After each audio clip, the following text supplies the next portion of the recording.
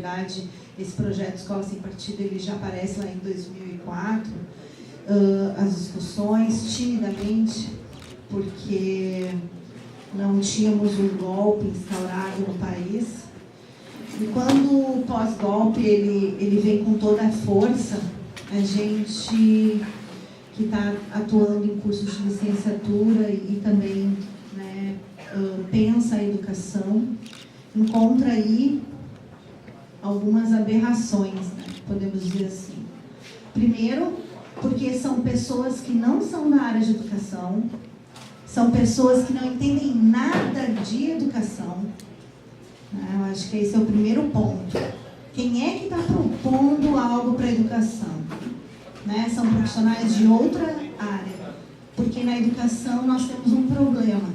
Todo mundo acha que pode dar algum palpite, né, naquele trabalho do educador, da educadora. Aliás, ser educador e ser educadora não existe para essa escola sem partido. Inclusive é um lema deles, né, que quem educa são os pais. E pais, entende-se, papai e mamãe. Né? Então, trata-se de uma educação, quando a gente pensa a educação nas escolas, é uma educação de transmissão de conhecimento. É essa a proposta, puramente transmissão de conhecimento. Professor não pode, e eles falam só professor, não existe professora para eles também. Professor não pode se posicionar, não pode, né? Não pode trazer conhecimentos gerais, inclusive eles têm lá nas normas as questões relacionadas a atualidades, debates, né? E isso está explícito. E quando a gente olha, quando a gente lê, a gente não acredita, né? Que realmente estão propondo isso. Né, que eu não recordo quando eu pesquisei sobre as escolas no início do século XIX e trabalhei, né, sobre algumas escolas, inclusive, que foram criadas para as meninas, para as mulheres, porque naquela época as mulheres não podiam estudar. Eu não recordo de nada dito que tinha que ter cartaz em sala de aula dizendo o que aquele professor tinha que ensinar. E agora, em 2016, eles trazem essa proposta, né, de um cartaz. E dentro dessas normas que a colega trouxe aqui, tem uma que me chama muita atenção, né, que o professor não pode incitar manifestações políticas, né, protestos e passeatas. E eu não sei se vocês viram um vídeo que está rolando aí no YouTube, que é de São Paulo, e chega o policial e diz assim: quem é o líder? Quem é o líder? E daí não tinha líder. E os jovens começam a responder: não tem líder, não tem líder. Daí eles chegam num rapaz, um negro, né? Quem é o líder? É tu, líder? Não, não tem líder aqui. Aqui é uma manifestação pacífica. E ele pega e arrasta, que é o que eles estão fazendo, né? Arrastando a juventude, né? E leva o jovem embora. Né? Então, a repressão, ela está aí, né? Explícita violência contra qualquer ação, né? Anti-Temer, né? Qualquer manifestação em defesa da democracia, vamos dizer assim. Porque tem uma questão central aí, que é a questão da democracia. Né? Democracia, direitos humanos, né? Eles estão acabando com o que por muito tempo se lutou, né? Com muita dificuldade se conquistou algumas coisas. E a gente estava engatinhando. Nós estávamos engatinhando. Quando a gente pensa em educação, sala de aula, né? Nós estávamos iniciando a pensar, por exemplo, a diversidade na escola. Aliás, a palavra diversidade e identidade eles querem abolir, além da categoria de gênero, eles não entendem, eles nem sabem o que é gênero. E eles querem trocar, e eles já estão fazendo as anotações nos livros didáticos e paradidáticos, porque eles querem tirar a palavra gênero, mas eles nem entendem o que é a palavra gênero. eles nem entendem o que é categoria de gênero, né? E eles nem entendem do que eles estão falando. E o pior de tudo é isso. E o pior de tudo é que já tem um estado, Alagoas, que já foi aprovado, né? E a gente começa a acompanhar aí, né? Muitos estão tramitando, né? E no Senado, como tu trouxeste, a diferença é mínima, mas está em tempo ainda para a gente votar, né? Tem que entrar lá, projeto de lei 193/2016, e votar, né? Mas além de votar, está em tempo da gente de fato fazer alguma coisa. Ontem eu estava com o pessoal da rede municipal aqui de Pelotas, com professores do estado, com o sindicato, com o representante da Católica, da UFPEL. A gente estava discutindo sobre poder e falando da escola sem partido. Então, como um pontapé inicial. Só que, na verdade, a gente já demorou.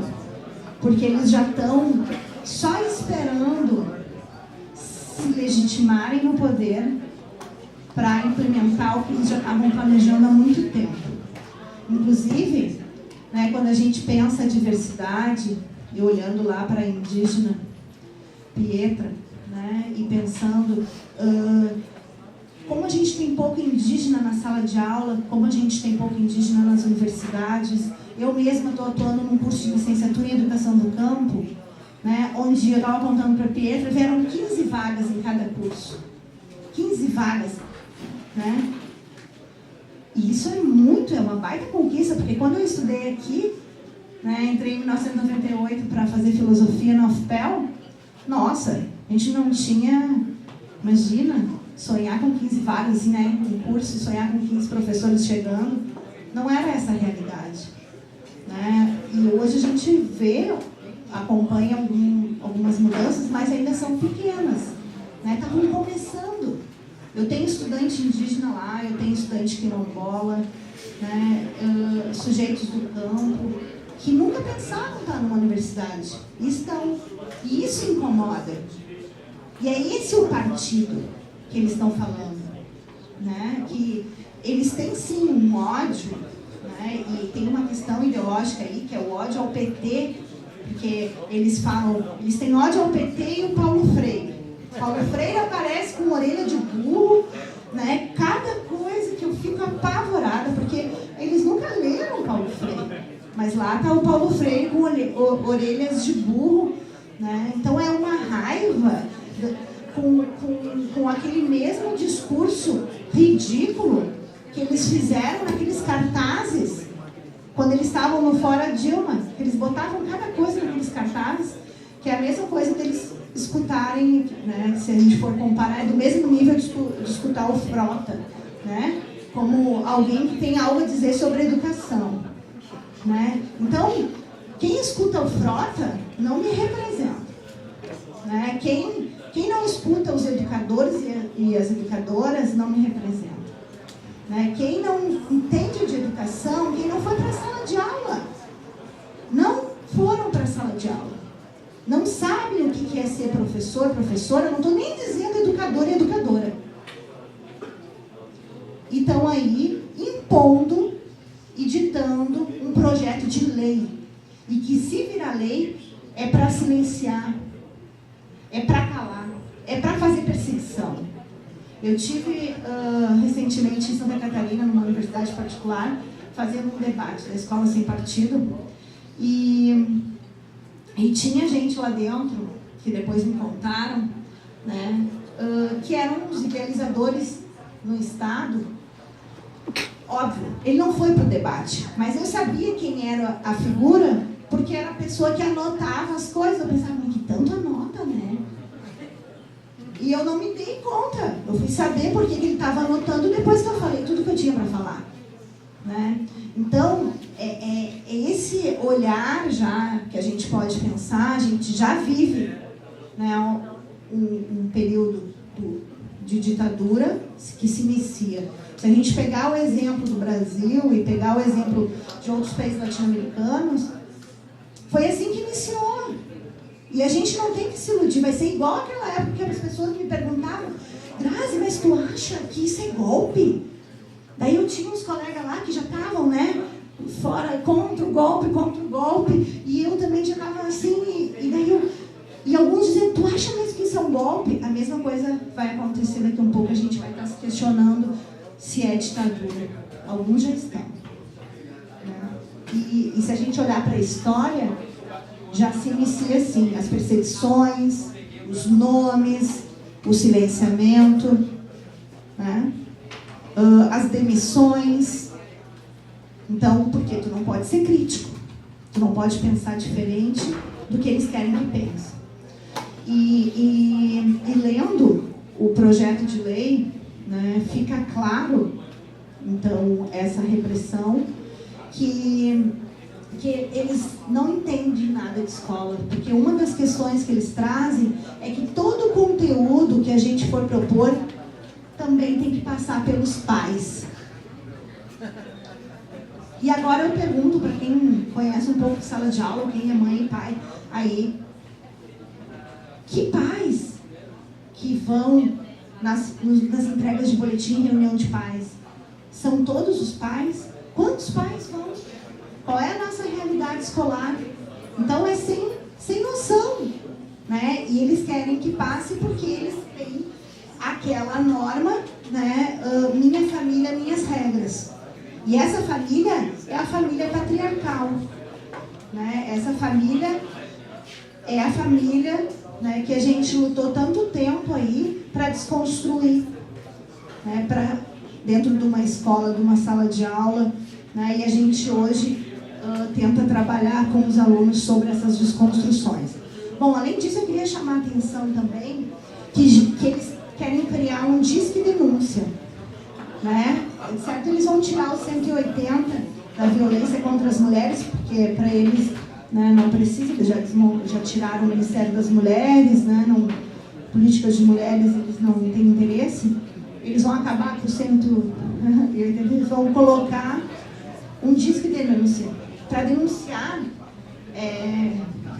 esse professor, essa professora aí, que o estudante, olha só, imagine a alegria dos jovens, eu fico imaginando a carinha dos meus ex-alunos, né, podendo, nossa, que poder, né? Eles podem denunciar o professor e a professora. Eles também não vão entender muitas coisas que estão falando, mas eles vão gostar de denunciar, alguns, né? Então, são questões muito delicadas para a gente pensar nesse contexto, né, de uma educação sem partido. Porque nós sabemos, né, que não existe uma educação neutra. Não existe neutralidade na educação. Né? Não existe imparcialidade. Tu sabe, ou pelo menos tu tem que saber, qual é o teu papel enquanto professor e professora. Né? Tu vai para a sala de aula, tu vai para a escola, para quê? Teu conhecimento serve para quem? São questões que a gente sempre discutiu na educação, né? E que hoje são colocadas aí ao vento. Né? Bom, além disso, eles também querem interferir na questão, eles querem ter poder sobre os concursos públicos, eles querem controlar os exames de seleção para a universidade, o Enem, óbvio, né? Capaz que aquela prova do ano passado, em que fez os jovens pensarem sobre por que a violência contra as mulheres persiste no Brasil se nós temos uma lei, por exemplo. Ou pensar questões feministas. Eu sou feminista. Né? E quando eu vi aquelas questões, porque eu trabalho sobre as mulheres e a filosofia, trabalho com mulheres vítimas de violência em vários aspectos. Tanto aquelas ocultadas nos livros didáticos, que para mim isso também é violência, quanto aquelas, né, que sofrem no cotidiano diferentes tipos de violência.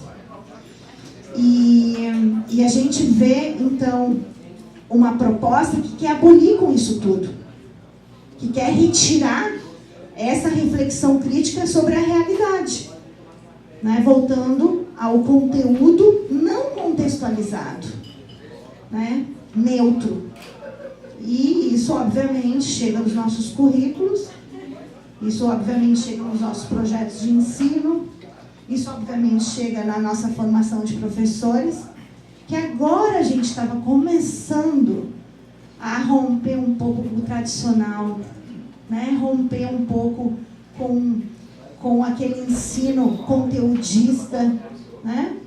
Tentando fazer metodologias diferentes, práticas diferentes, trazendo os movimentos sociais para dentro da sala de aula, indo para fora nas comunidades e dialogando com os movimentos sociais, né? E é isso que eles não querem. Então, gente, só para finalizar, eu acho que a gente precisa, de fato, fazer alguma coisa, né? Eu comecei a falar, porque eu já não dormia mais, não conseguia mais dormir, escrever e falar, porque eu perdia o sono, né? Porque a cada dia que a gente desperta, a gente vê uma perda, né? E na educação, então, essa doutrinação, porque é uma doutrinação, né? É a tentativa de uma mordaça, né, no professor e na professora, né? É uma padronização de sujeitos. É, de novo, tentar dizer que não existe diversidade, ou tentar fazer com que não exista diversidade num país como o nosso. Então, a gente tem que mesmo romper, né, com o espaço de sala de aula, né, e começar a agir. Então, agir onde eu trabalho, pensar de que forma isso pode ser divulgado, porque eles têm materiais horríveis sendo divulgados. E os jovens, os adolescentes, eles estão lendo aquilo, né? Eles estão lendo aquelas aberrações que eles estão divulgando, né? E a gente, como educadora, eu fico pensando o que eu posso fazer, né? Porque é desesperador, tá bom?